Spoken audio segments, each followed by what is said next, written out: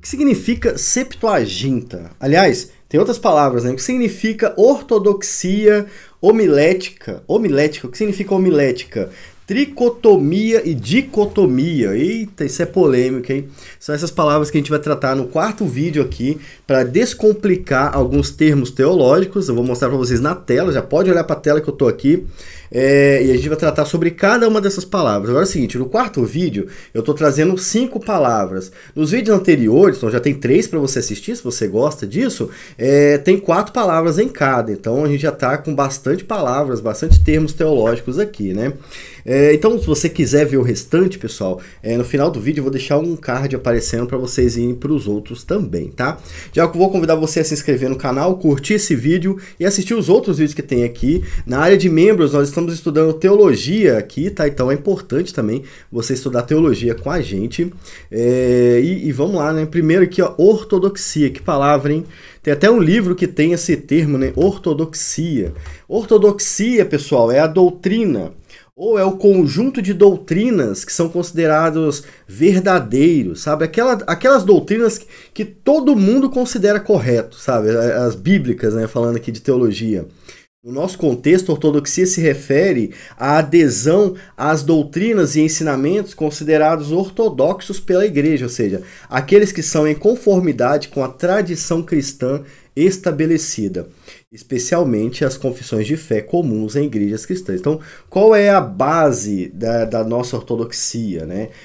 O que é comum entre as igrejas protestantes? Essa ortodoxia, tá bom?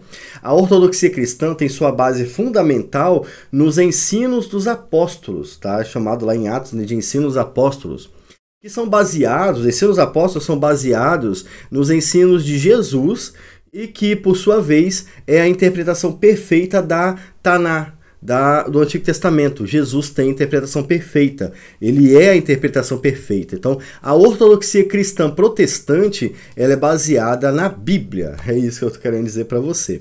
A ortodoxia é importante para manter a igreja no eixo, então é importante você saber sobre isso e quais são as doutrinas que são aceitas tanto pela Bíblia como pela tradição cristã, né? Quais são elas? Olha, durante um bom tempo o mundo tentou influenciar a nossa ortodoxia, né? E algumas igrejas acabaram cedendo e perderam a linha, né, do cristianismo. Eu não quero que isso aconteça com você. Então é importante conhecer melhor as doutrinas ou o conjunto de doutrinas comuns no cristianismo, estudá-las a fundo e ficar ligado para você não ser enganado. Então, legal a palavra ortodoxia, né? Mas a próxima palavra é homilética. Homilética não tem a ver com comida, não é nada que você faz com ovo, tá? Ali é omelete, aqui é homilética. Homilética, pessoal, é a arte de preparar e pregar os sermões. Nós falamos aqui no canal sobre como preparar sermão. A homilética vai até a pregação, sabe? Ela pensa na pregação também, no ato de pregar. Inclusive eu tenho muitas ideias para fazer com essa questão aqui, se você quiser. Você quer aprender a falar bem, a pregar bem na sua igreja? Bota nos comentários aqui para eu saber se tem gente interessada, porque eu tenho material pronto já para fazer isso, tá? A homilética envolve o estudo das técnicas e os princípios para comunicar eficazmente mensagens religiosas, né, ou espirituais para uma audiência. Então, eu tenho material para fazer alguns vídeos de homilética para vocês, tá? A homilética ajuda os pregadores a desenvolverem habilidades de organização, comunicação e persuasão para transmitir a mensagem de forma clara e impactante. Você vê um livro aí sobre homilética, ele está falando sobre como pregar. É basicamente isso, né? O curso Leitura Imersiva, eu acabei falando nisso, né? Ele prepara pessoas para preparar sermões claros e objetivos, tá? A gente tem um curso lá no Hotmart chamado Leitura Imersiva que vai te ajudar a ler, aprender e ensinar a Bíblia Sagrada. E são 2 cursos, na verdade, né? Para você conhecer melhor, clica no link que está aqui na descrição, tá? Você vai entender melhor. E, cara, e aqui no canal tem um vídeo sobre como preparar sermão. Então, olha, tem um monte de... completo, né? Falta só a questão da homilética mesmo, sobre como falar, né, o que preparar, enfim, tem umas questões que eu quero tratar com vocês, se vocês quiserem. Se quiser, bota no comentário para eu saber, beleza? Próxima palavrinha aqui, antes disso, né, você pode curtir o vídeo, por favor? Né? Cara, curte o vídeo, olha o tanto de conteúdo que tá entrando aqui no canal e você não curtiu o vídeo. Tem gente que assiste o canal toda vez que você lança vídeo e não se inscreveu no canal. Se inscreve no canal. Eu vou lembrar vocês de uma promessa que eu fiz lá no passado e que tá valendo ainda.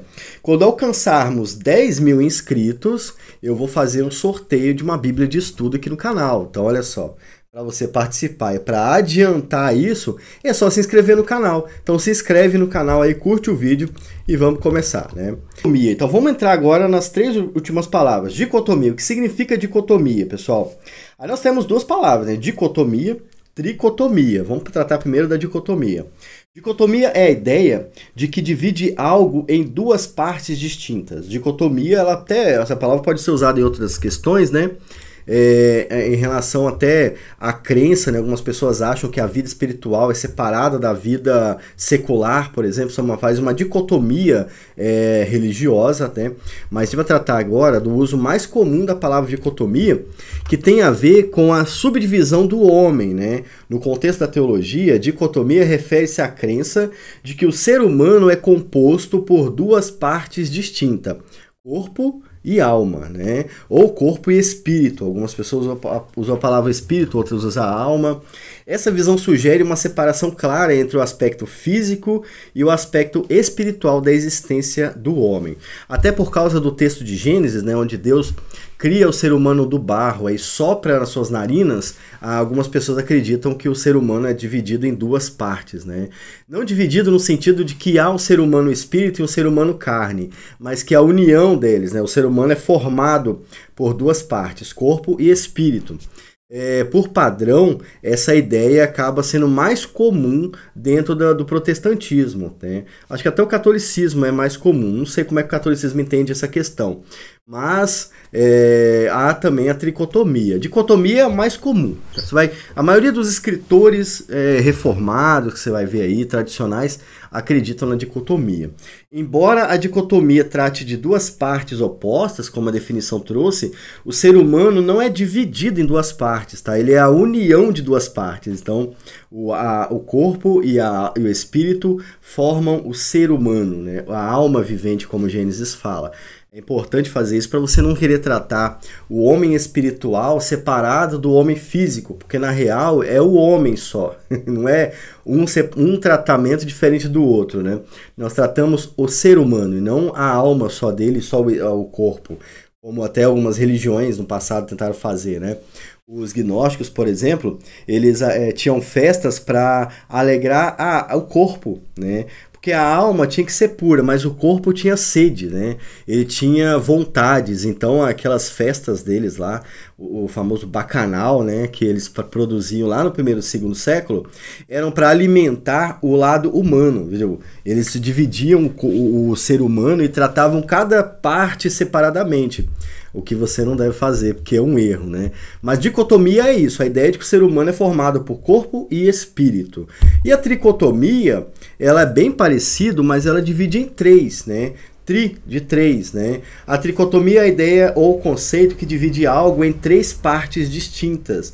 No contexto da teologia, a tricotomia refere-se à crença de que o ser humano é composto por 3 partes distintas, corpo, alma e espírito. Aí vão pegar a alma e fazer a alma um terceiro elemento do ser humano. O ser humano é corpo, alma e espírito. Eles usam até texto bíblico para isso, né? Essa visão sugere uma divisão mais detalhada entre os aspectos físico, psicológico e espiritual da existência humana. Então agora nós temos o corpo humano, nós temos o espírito humano e nós temos o psique do ser humano, aquele setor onde estão as emoções, onde estão as vontades, né? Isso não faz parte do corpo para o tricotomista, isso faz parte da alma dele, né? Então essa divisão que os tricotomistas fazem. Ela não é muito aceita no meio cristão, mas há muita gente que aceita essa visão. Só que aí entra um problema, né? o problema de que a psicologia secular acaba se aproveitando dessa brecha e trazendo conceitos antibíblicos para dentro da igreja. Então tem que tomar cuidado. O tricotomista tem que tomar cuidado com aquilo que a psicologia secular fala, né? Essa corrente aí, ela é fortemente influenciada pela psicologia secular e com nomes importantes como Carl Jung, né, que influenciaram bastante o pensamento moderno. Por exemplo, vou trazer um exemplo para vocês. Aquela ideia de que existem seres humanos que são de um jeito e outros de outro, no sentido de ser um ser mais raivoso, o outro ser mais emotivo, né, o outro ser mais explosivo. Essa ideia, ela não existe na realidade. Ela é uma releitura, por exemplo, dos signos, né? E isso invade a igreja. Ah, você é o quê? Ah, eu sou, sei lá, inflamatório. Eu esqueci os termos que se usa, mas essa ideia ela não é bíblica, ela não funciona na prática, né? Você percebe que o ser humano, ele às vezes está mais agitado e às vezes está mais triste, faz parte da vida do homem. Então, é uma ideia trazida pela psicologia de Carl Jung, que era um psicólogo fortemente influenciado pelas doutrinas pagãs, seus pais e da sua família, e ela tenta entrar na igreja. Inclusive, cara, isso é impressionante, há editoras cristãs que publicam livros sobre os tipos de ser humano, né? Os tipos de emoções, os tipos de, sei lá, de características, esqueci o termo agora. Aquele livrinho com um triângulo, assim, sabe? Aquela estrela, onde tem cada aspecto ali do ser humano. Isso aí é psicologia secular, isso não é bíblico.